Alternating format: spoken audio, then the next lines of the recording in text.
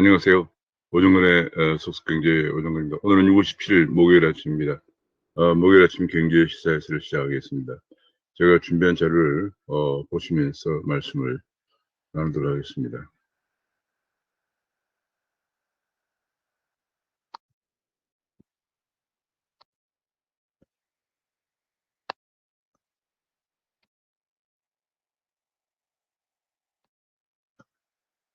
귀에 쏙쏙 들어가도록 경제 기사를 쉽게 들려드리는 명품 시사회를 6월 17일 아침입니다. 구독과 알림 설정을 부탁드립니다.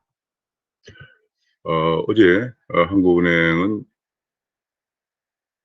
한국 시간으로 오늘은 오전 3시군요. 오늘은 3시에 한미 통화 수합 계약을 12월 30일까지 3개월 연장했다고 발표했습니다.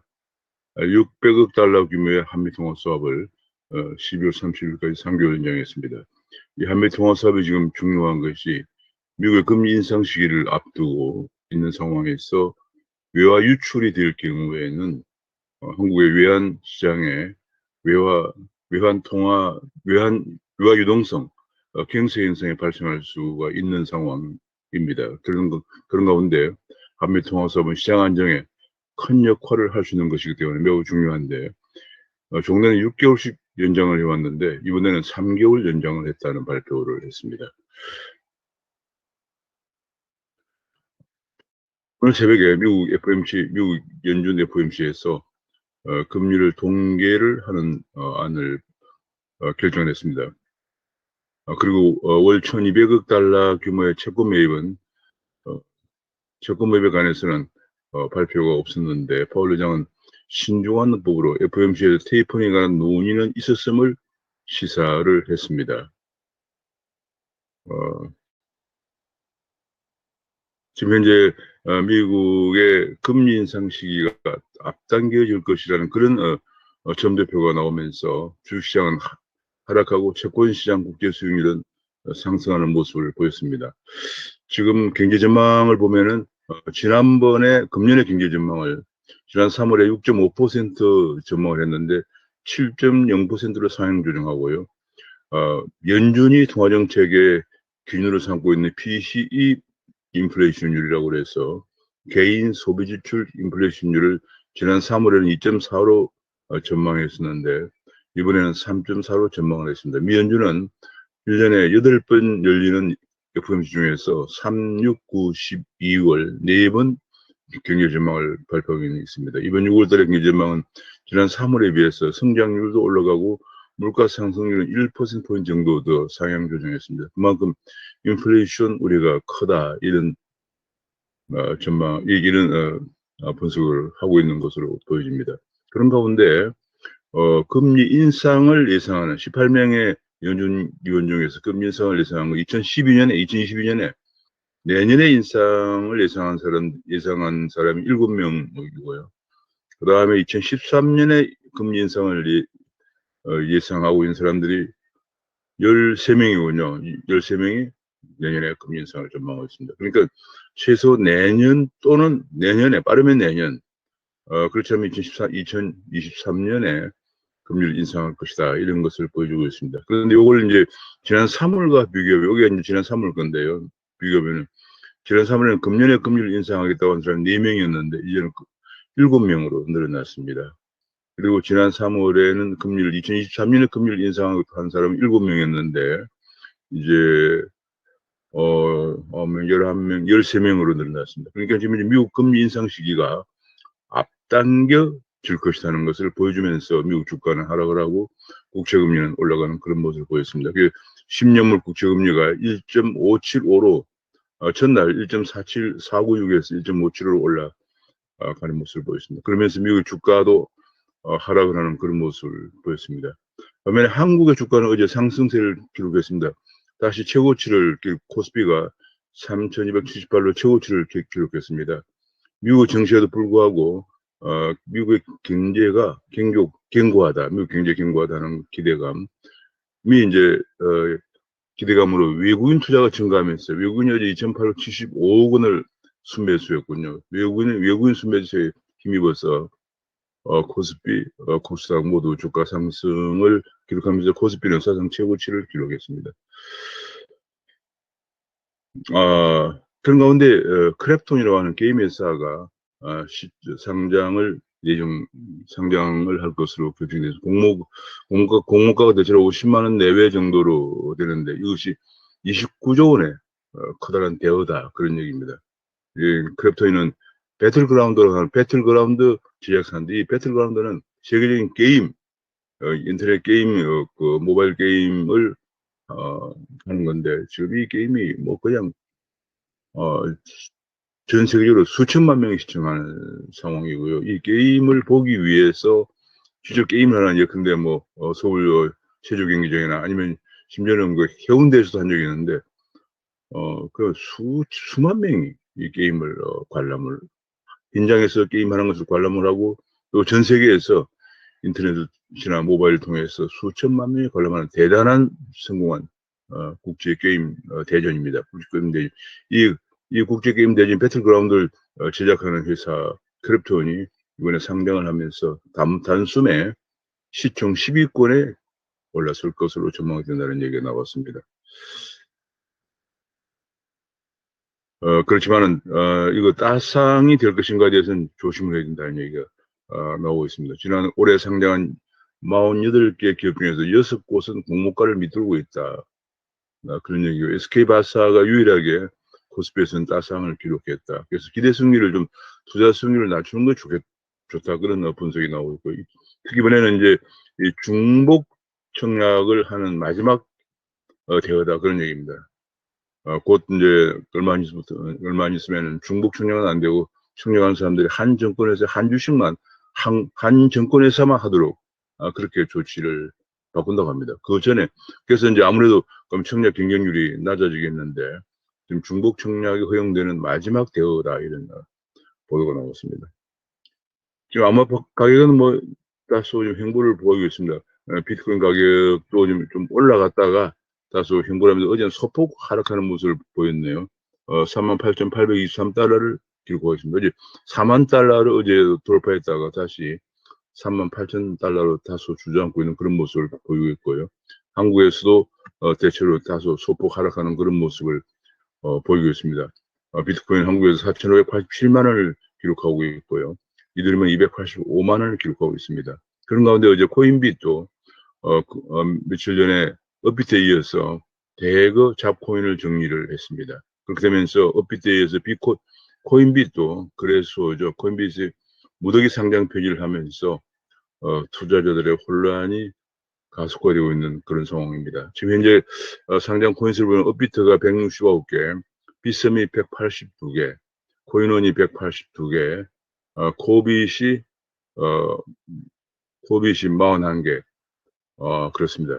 제가 보기에는 앞으로 이제 지금 현재 그 9월 24일 날 특검법 시행을 앞두고 좀 자격이 미달이다라고 판단되는 그런 많은 코인들이 특히 김치 코인들 글로벌 거래소는 거래가 안 되고 한국 거래소에서만 거래가 되고 있는 김치 코인들이 상당수 상장 폐기 상표라고 그러죠. 상장 폐기될 가능성이 높아지고 있습니다.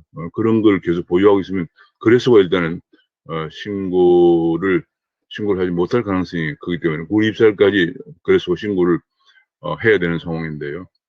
현재 ISMS 인증과 그다음에 거래 계좌를 은행에서 개설을 받아야 되는데 대체로 지금 현재 ISMS 인정받은 거래소는 한 20개 정도고 현재까지 은행에서 계좌를 개설한 거래소 4개밖에 안 되는 그런 상황에서 더욱더 그런 것을 얻어내기 위해서 거래소들이 살기 위해서 많은 자격 미달이라고 판단되는 거래소 코인들의 상장 폐지가 잇따를 것으로 전망이 되면서 투자자들은 대비를 해야 할 것으로 판단됩니다. 이미 3월 24일에 특검법이 시행령이 마련되어 있지만은 6개월 동안 예비 기간을 줬기 때문에 아직도 한 3개월 남아 있는 상황입니다. 그래서 더 이상 나중에 혼란을 뭐 내 돈, 내 투자금 뭐 이런 얘기 할 수가 하지 않도록 지금부터 준비하는 것이 필요하다 하는 생각입니다. 상패 칼자루 좀 그래서 코인이 60여 개가 하루아침에 사라질 수 있다는 그런 분석이 나오고 있습니다. 그래서 일단 그래서부터 살해하기 때문에 투자자에 대한 혼란이 예상되고 있다 그런 얘기고 제가 보기에는 지금 현재 6월 달에 벌써 이런 얘기가 나오는데 앞으로 9월 24일 날 마감일을 앞두고, 신고 마감일을 앞두고 아마 8, 9월 되면 엄청난 혼란이 예상될 것으로 전망이 되는 상황입니다. 그런 과정을 통해서 앞으로 한국의 암호화폐 시장도 상당히 자리를 잡아갈 것으로 보여집니다. 지금 뭐 상당히 그냥 혼란스러운 그런 생태계인데, 이 생태계가 좀 정리가 될 것으로 보여집니다. 그런 가운데 상폐에 대해서 소송을 제기했습니다. 소송을 제기한 것에 대해서 법원이 투자자 보호 안 하는 코인은 상장 폐지하는 것이 정당하다 하는 그런 판결이 나왔습니다. 그래서 앞으로도 상폐가 더 가속화될 그런 전망이다, 그런 얘기가 나왔고요. 그런 가운데 업비트에서는 1일 출금 제한까지 두면서 투자자들이 부글부글 끓고 있는데 집단 소송까지 하겠다. 1일 출금 제한을 까지 하고 있다. 그런 보도가 나왔습니다. 그런 가운데 지금 현재 코로나 쪽에서 계속 코로나 접종이 확대되면서 코로나가 많이 좀 진정이 되고 있는데 새로 변이 바이러스, 델타 바이러스, 인도발 변이 바이러스가 지금 확산이 되면서 지금 나와 있는 백신이 안 될 수도 있다는 그런 경고가 나오고 있습니다. 그러니까 백신도 계속 새롭게 출시되고 있는가 하면 이 바이러스도 지금 계속 변이를 거듭하고 있는 그런 상황입니다. 지금 어제 이준석과 한철수 대표가 만났는데 그저 몇 분 만에 헤어졌다는 얘기입니다. 당명 변경을 싸고 서로 비극거렸다, 그런 얘기입니다.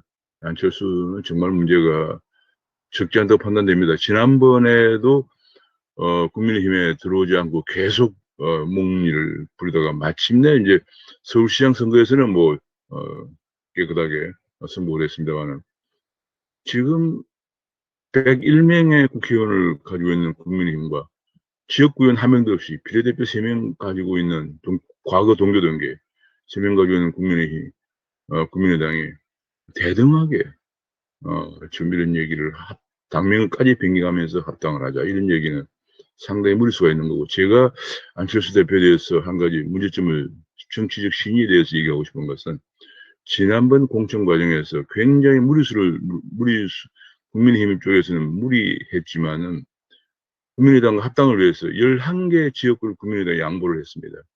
물론 그 11개 지역구는 모두 다 낙선을 했어요. 왜냐하면 안철수 대표가 선거운동 가지 않고 그 당시에 미국에 가 있었던 걸로 알고 있습니다.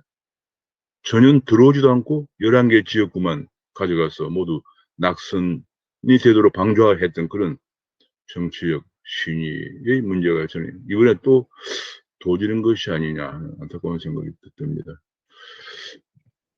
무능력 철밥통을, 이 공무원들은 계속 철밥통 제재 약속했지만 5년간 퇴실 공무원은 두 명밖에 없다. 그래서 공무원의 증감 현상이 문재인 정부 들어서 현재 99,465명이 증가해서 노무현 정부 74,000명에 두 번째로 많이 증가했다, 그런 얘기고요. 그러면서 올해 공무원 인건비가 110조 원이나 늘었다는 얘기가 나왔습니다.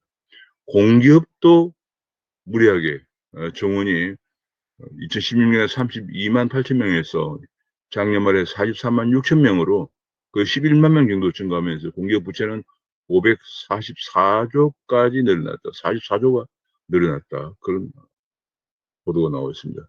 문재인 정부의 큰 정부 정책이 가져온 참담한 결과를 보여줍니다. 부동산은 대표적으로 실패한 정책인데 심지어 송영길 대표마저 문정부의 부동산 정책을 비판하면서 세금을 때려도 집값은 안 잡힌다는 그런 발언을 어제 교섭단체 대표연설에서 했습니다. 그러면서 한편으로는 상위 2% 종부세를 부과하는 것은 조세의 기본 원칙에 어긋난다는 주장도 나오고 있는 가운데 내일 의총에서 공시가격 상위 2% 종부세 결론을 내릴 것으로 전망이 되고 있다는 얘기고요. 오락가락 땜질 종부세 땜질, 이런 오직 핑가르기 선거 전술에 불과하다, 그런 얘기가 나오고 있습니다. 그런 가운데 어제 송영길 대표가 계속 주장하고 있던 누구나 집 정책, 집값 상승분 50%는 임차인과 임대인 나눠 가지자 하는 얘기. 이건 완전히 자본주의 시장 경제의 사회재산권을 부정하는 그런 주장이죠. 그리고 시장에서는 불가능하다, 그런 얘기가 나왔습니다. 그러면서 이것이 또 다른 희망 고문을 집값의 6%만 내고도 들어가 살 수 있는, 그러면서 또 다시 또 집값 상승분을 임차인과 임대인 나눠 가지자, 이런 것이 과연 가능하겠느냐. 이건 완전히 자본주의 시장 경제의 가장 핵심은 사유재산권을 부정하는 그런 근본적인 문제를 내포하고 있다고 보고 있습니다. 집값법을 블룸버그 통신이 집계한 세계 집값법에 뉴질랜드가 1위고 한국은 19위를 기록하고 있다는 보도가 나왔고요. 문정부 4년 동안에 6억 이하 아파트, 서울에서는 60만 가구가 사라졌다. 집값이 얼마나 올랐는지. 서울의 6억 원 이하가 2017년 5월 달에 78만 가구에서 금년 6월에 8만 가구로 60만 가구가 사라졌다. 그런 얘기고요. 6억 원 이하 가구가 시가 말하니까 성동구 275가구, 강진구 188가구 바뀌었다.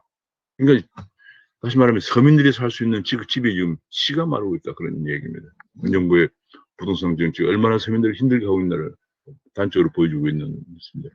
이런 집값 폭등이 결국은 양극화를 키우고 있다는, 이제는 정말 집값을 시장 원리에 맡겨야지 이런 포퓰리즘 정책은 당장 멈춰야 된다. 그런 주장이 나오고 있고요.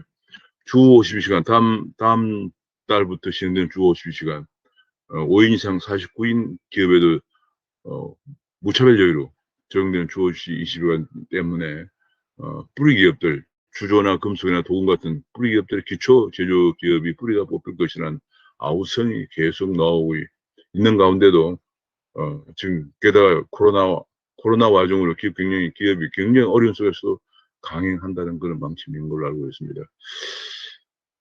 그런 가운데 정부가 내놓은 대책이라고는 뿌리 기업과 50인 미만 중소기업의 외국인 근로자를 우선 배정한다. 그런 얘기가 나왔습니다. 외국인 근로자들 경우에는 생산성은 낮은 반면에 역시 또 최저임금을 적용 하기 때문에 기업으로서는 큰 부담일 뿐만 아니라 지금 코로나 때문에 외국인 근로자가 많이 들어오지도 못하고 있는 그런 상황이라서 근본적인 대책이 되지 못한다는 지적이 나오고 있습니다.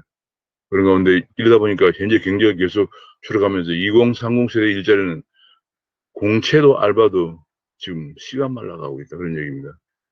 500대 기업의 신입 공채 비중은 39%밖에 안 되고 나머지는 경력직이나 수시 채용, 필요할 때 조금 채용하는 그런 상황으로 가고 있다. 그런 얘기고, 심지어는 편의점 알바를 따내는 것조차도 힘들다. 그런 얘기가 나오고 있습니다. 구직자의 63%도 최저임금 인상에 반대하고 있다. 일자리가 없기 때문에 무슨 최저임금이냐, 그런 얘기죠. 문정부의 근시안 정책이 청년 일자리 악화 주범이다. 결국 이런 일들이 최저임금 인상 같은 이런 주 52시간 등등 이런 정책들이 청년 일자리를 악화시키는, 지금 청년들은 현재도 30% 일자리가 없고 그 외 한 50%도 일자리라고 하는 것이 주로 알바라든지 주로 비정규직 일자리가 있고 정규직 일자리는 거의 16% 정도밖에 안 된다는 분석도 나온 적이 있습니다. 심지어는 여당의 싱크탱크의 민주연구원조차도 문정부의 일자리를 비판하고 있다. 그런 얘기입니다. 청년 고용이 열악하고 심각하다 하는 그런 얘기고요. 정년 연장 문제에 관해서 노조는 계속 정년 연장을 하자, 65세까지 연장하자고 주장하는데 청년들이 이건 안 된다 하고 청와대에 청원을 제출하고 있다는 그런 보도가 나왔습니다. 지금 뭐 노노 갈등이 너무 심화되고 있습니다. 기득권을 강성 노조들이 기득권을 유지하고 현대차, 기아차, 한국GM 이런 노조들, 한국에서 연봉이 높은 그런 노조들이 정년까지 연장하려고 하면서 청년들이 이걸 막아서기 위해서 청와대 청원까지 제출하고 있다. 그런 얘기고요. 지금 문 대통령은 청년 연장 논의는 필요하다고 하면서 구체적인 액션은 없다. 지금 뭐 청년들의 지지율이 계속 떨어지고 있는 속에서 청년 연장 얘기를 할 상황이 아닌 것이죠. 지금 현재 얼마 전에 이재명이 기본소득을 얘기하면서 노벨상을 받은 MIT 대학 바네르지 교수를 언급했는데, 바네르지 교수가 직접 조선일보 인터뷰를 해서 복지 시스템이 잘 갖춰진 국가는 기본소득이 우선순위가 될 수 없다 하는 그런 얘기가 있습니다. 결국 복지 시스템이 잘 갖춰져 있지 않고 행정력이 부족한 빈곤 국가에서 기본소득이 필요하다. 그런 얘기입니다. 현재 국제유가가 개 72달러까지 올라가서 100달러까지 올라갈 전망이다. 그런 얘기가 나오는 가운데 미국 법원에서 세일가스 시추용 토지 임대를 금지하는 것은 위법이라는 판결이 나와서 그동안에 시추용 토지 임대가 금지가 되기 때문에 많은 셀까지 시추 업체들이 시추를 못하고 있는 그런 상황에서 유가가 계속 올라가고 있었는데 아마 실컷 시추에 숨통이 트일 전망이라는 보도가 나왔습니다.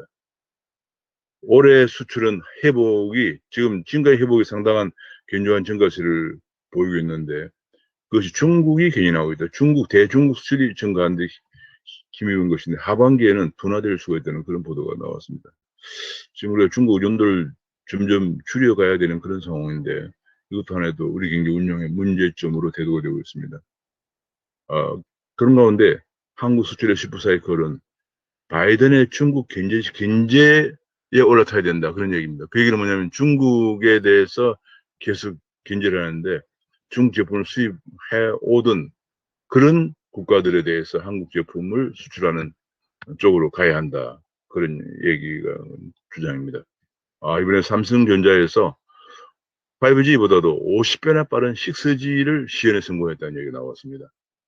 대단합니다. 이게 지금 5G 같은 경우에는 지금 1초당 전송 속도가 1GB인데, 5G는 20GB, 20인데요. 20GB, 1초당 20GB를 전송한 데 비해서 6G는 1000GB를 전송한다 하는 얘기입니다. 그만큼 속도가 빠른, 앞으로 이제 전기차, 자율차 같은 것이 자율주행차 같은 경우는 속도가 중요하죠.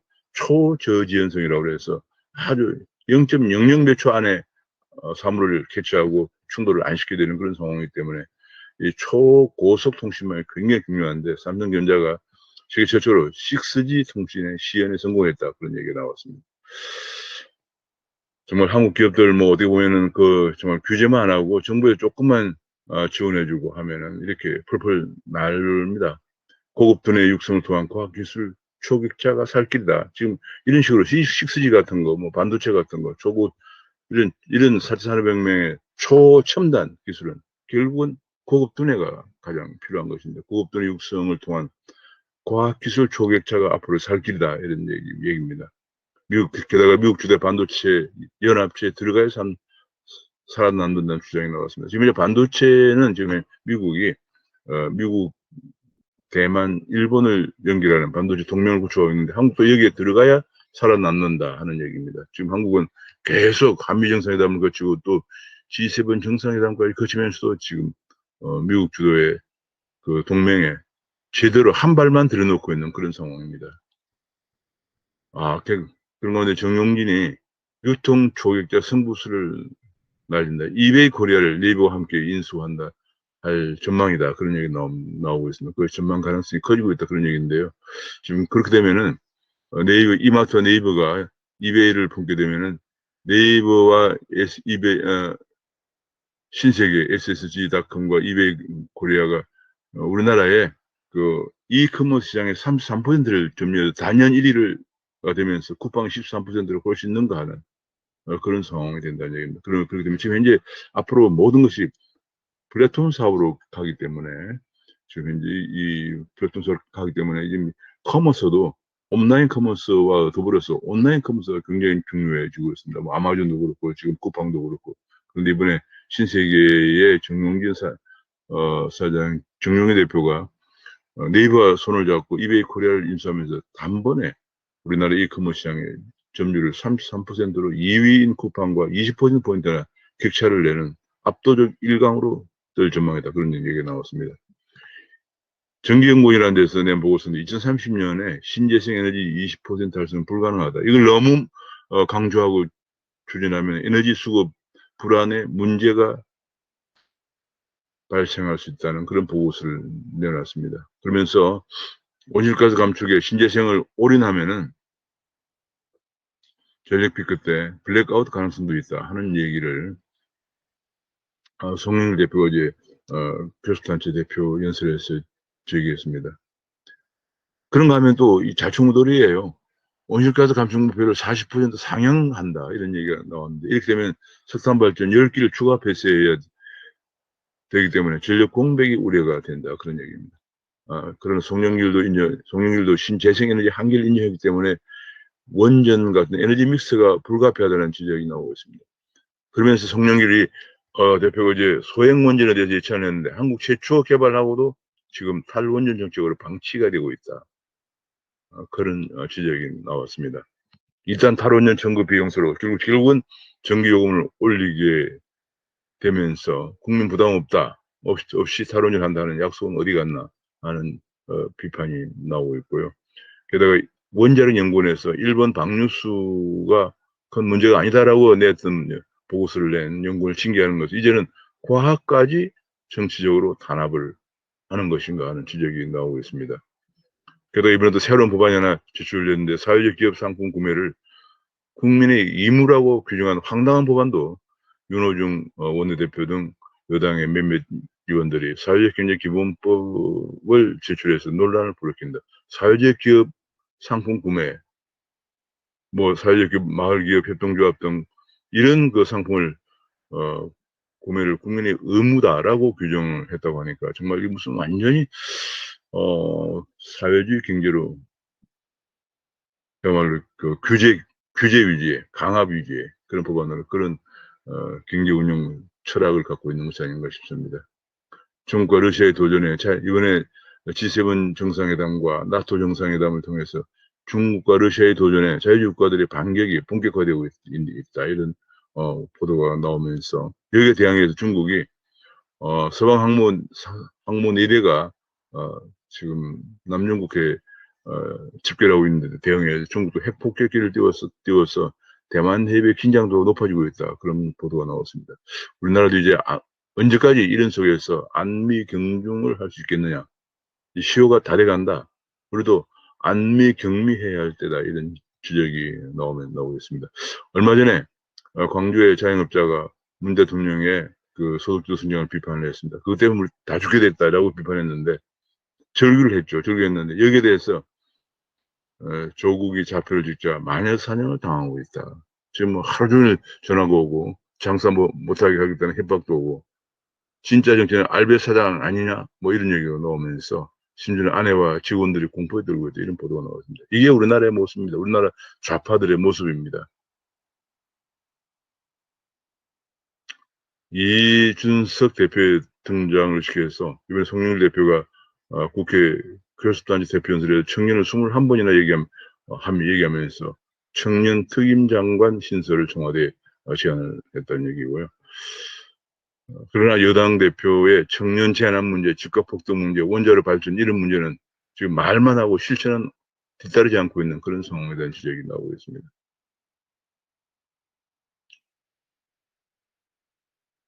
지금 아침에 뭐 여러 가지 뉴스들이 많습니다만 한국에서 가장 단연 중요하고 막 뜨거운 뉴스는 아마도 지금 암호화폐 시장 혹은 가상자산이라고 합니다. 가상자산 시장에 많은 코인들이 상장 폐지되고 있다는 소식이 아닌가 싶습니다.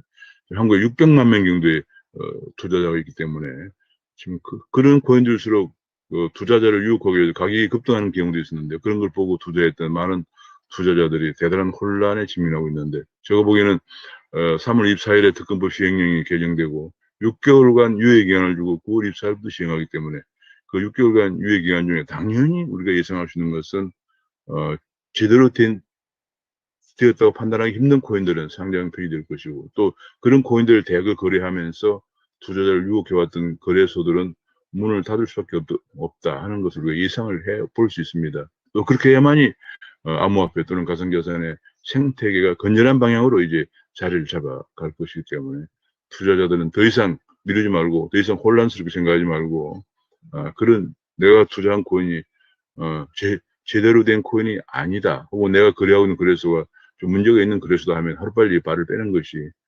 상책이라고 생각을 합니다. 오늘 말씀 여기서 마치겠습니다. 감사합니다.